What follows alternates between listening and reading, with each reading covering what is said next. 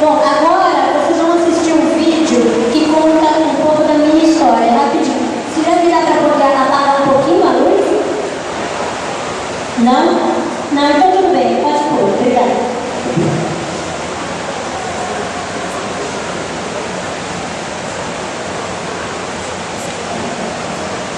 E peraí, tem que ver o som.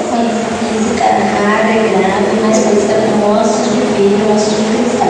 Já desde o útero da minha mãe eu tive muitas fraturas. Quando nasci, os médicos não sabiam o que fazer. Os médicos tinham muito receio e eu quase morri nos primeiras semanas de vida. Como criança, eu tinha muita dor, sofri bastante. Minha mãe, para colocar a fralda, eu tinha muita dificuldade. E depois, com o passar dos anos, eu fui melhorando um pouco, mas enfrentei muitas dificuldades, porque eu tenho 96 centímetros, fora do padrão considerado normal na sociedade, mas eu sempre brinquei com as crianças, mesmo com as crianças brincando de pega-pega, corre-tia, pula-corda, elas ficavam em pé, como eu não andava ainda, estava começando a andar, eu me movimentava no chão. Eu tive uma infância muito feliz, eu acho que a dificuldade começou depois. Estudei na escola regular com outras crianças também sem deficiência. E quando eu tinha 5 anos eu comecei a andar, mas aí com 7 anos eu parei de andar. Com 7 anos eu acabei estudando numa escola que segregava os alunos com deficiência e eles viviam presos, literalmente presos em uma sala que tinha uma grade separando esses alunos das outras crianças, como se fossem pessoas com uma doença contagiosa. Depois eu fui estudar numa escola regular com outras crianças que não tinham deficiência e aí eu comecei a ter uma vida bastante produtiva e, bom, depois veio a adolescência. Aí na adolescência foi a fase mais complicada. A gente saía, todas as meninas juntas, aí quando ia cumprimentar, os garotos não se aproximavam para me dar nem um beijo no rosto, porque tinham receio. Então eu tive muita dificuldade em conseguir namorados, usar batom, colocar uma minissaia, usar um salto alto. No começo foi mais difícil a adaptação, por o meu corpo realmente ser diferente das outras meninas. Outra questão também importante é a infantilização. Eu sempre sou especial ou coitadinha, na verdade eu sou um ser humano como qualquer um. Com aproximadamente 19 anos, uma ginecologista colocou um livro de anatomia na minha frente e disse que não podia usar o meu corpo para nada.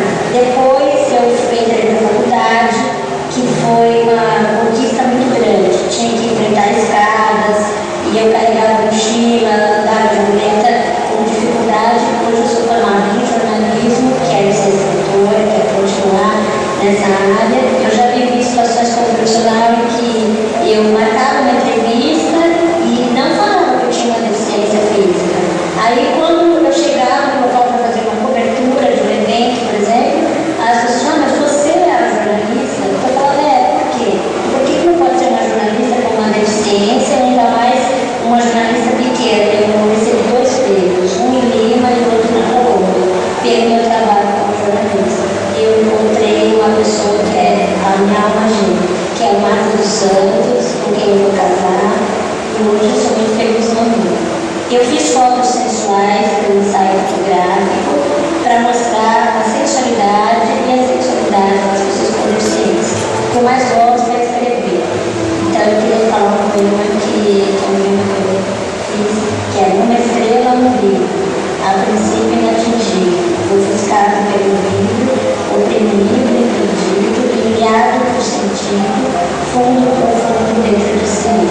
E hoje eu lido muito bem com a minha vida, da maneira como ela é, porque para mim a diversidade faz parte da vida.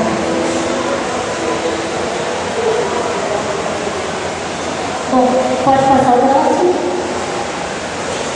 Bom, aqui eu quero falar mais um pouco também do meu trabalho. Eu tenho mais de 15 anos de experiência profissional na área, já trabalhei nas principais editoras especializadas em publicações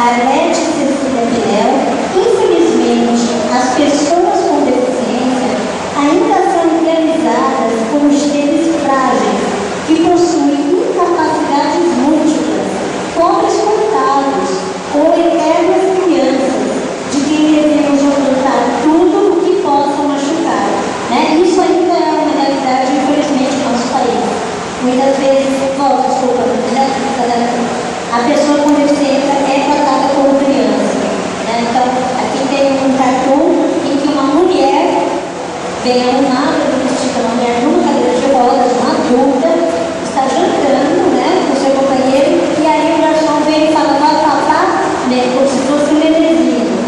E a outra muitas vezes pergunta para o companheiro o que ela come, né, com a comida, não é bicho, né, combinação. Então, assim, a gente fala, é meio louco, mas ainda acontece esse tipo de situação. Próximo, por favor. Bom, aqui é um outro cartoon em que duas pessoas com deficiência em cadeira de rodas estão namorando, aí duas pessoas sem deficiência, um falando pro outro, nossa, ele precisa de uma mulher normal para cuidar dele. Aí o outro pensa, será que ele consegue, né? Consegue, sabe o quê? Consegue ter uma relação sexual só porque são pessoas com deficiência? Então muitas vezes a gente já tem um preconceito, uma visão anterior àquilo que a gente conhece do que é a sexualidade de qualquer pessoa com deficiência. E nós também podemos ter uma limitação física. E por causa disso, né, visual, auditiva, intelectual, nós vamos deixar de exercer a nossa sexualidade? Não, claro que não. Então, o próximo, por favor. Aí tem outro cartoon, uma moça com deficiência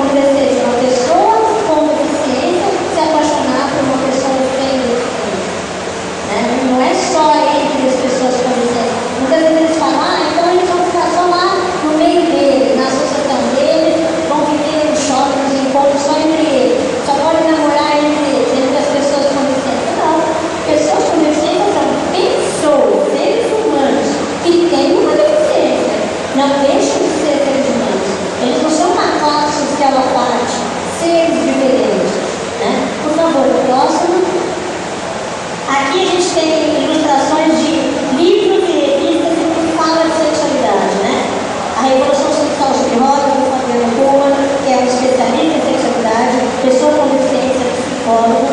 Sexualidade e deficiência, rompendo o silêncio, também de uma pessoa com deficiência socióloga. Maria de Rosa, que conta a história de mulheres, mães com deficiência, e duas revistas que falam sobre gravidez. Próximo, por favor. Fora do campo dos estudos sobre deficiência, a sexualidade dessas pessoas é mais frequentemente citada quando é percebida como ameaça a outros pela suposta e errônea expressão de hipersexualidade ou agressão. Como perturbador, atributo de pessoas erroneamente percebidas como obrigadas a ser assexuadas, ou quando mulheres e crianças, principalmente com deficiência intelectual, precisam de proteção especial contra abuso ou exploração sexual. Então aqui eu resumi para vocês. Muitas vezes só se fala de sexualidade da pessoa com deficiência para falar assim, olha, a sexualidade das pessoas com deficiência é exagerada, viu? Sabe aquele que no síndrome de Down? Ele vai sair abraçando todo mundo, beijando, agarrando, esmagando, né? Isso não é verdade. As pessoas com deficiência intelectual não têm controle também da sua sexualidade, sabem o lugar certo, né? De tocar seu corpo, de ter um relacionamento com outra pessoa. Então isso tem que ser educado, tá? Tem problema, tem caso, mas não pode generalizar que todas as pessoas com deficiência são taradas, são agressivas. Outras coisas, as mulheres muitas vezes são tratadas, elas são agredidas. Sim, existe um número muito grande de mulheres com deficiência, principalmente intelectual, que são estupradas, violentadas, mas não pode ser pensando na sexualidade da pessoa com deficiência só dessa maneira, só pensando em que é um problema para a sociedade. E que aí elas não podem exercer a sua sexualidade. Não, elas têm que ter uma educação sexual, assim como todas as outras pessoas, na escola já, desde o começo, elas têm direito a exercer a sexualidade. Próximo, por favor. Agora aqui é uma das partes mais importantes que vocês prestassem muita atenção. Só que eu gostaria de saber como é que está meu tempo. Quem está controlando o tempo? Não tem ninguém? Ah, é? Então eu vou ler, porque senão vai demorar muito. A sociedade erroneamente ainda acredita que as pessoas com deficiência não podem realizar quaisquer fantasias sexuais e manterem relacionamentos por prazer, sem finalidade de reprodução, com o apoio de terapeutas especializados ou profissionais do sexo. Então, o que eu estou falando aqui? Muitas vezes, a grande maioria das pessoas pensa que as pessoas com deficiência não podem ter só uma vida sexual prazerosa.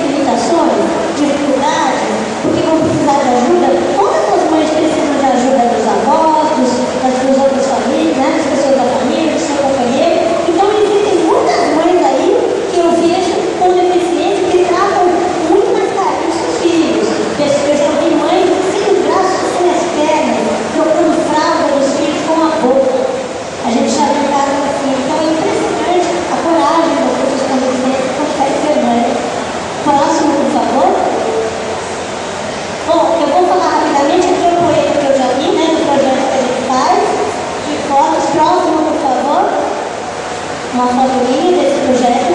Então, esse é o objetivo da gente fazer fotos com pessoas com deficiência para mostrar a sexualidade. Próximo.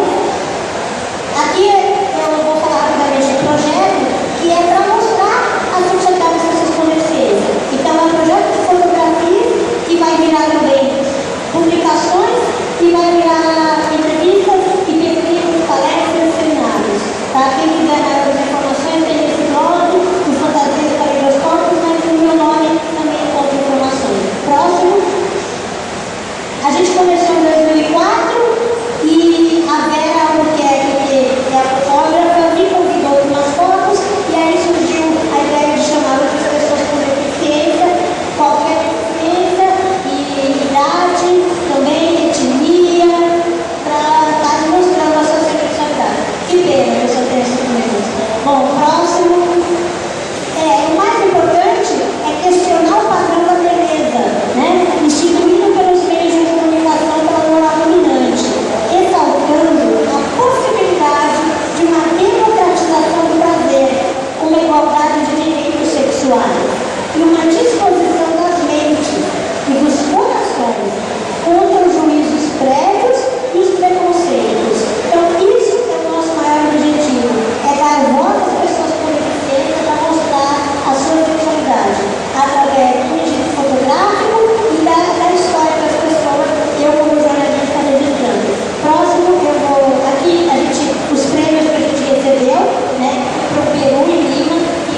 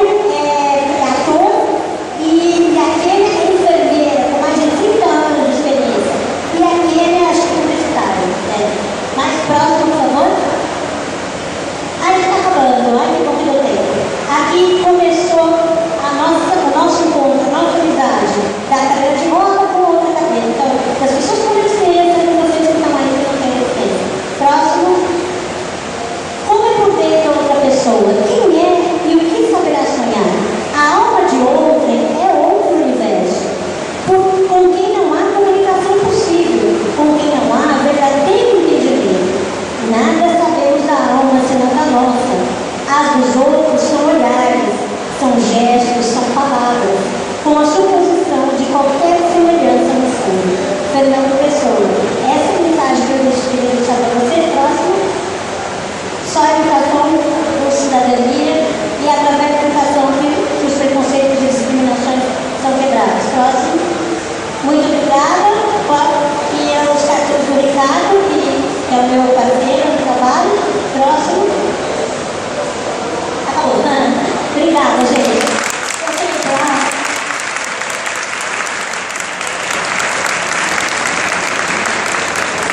Quem quiser, então,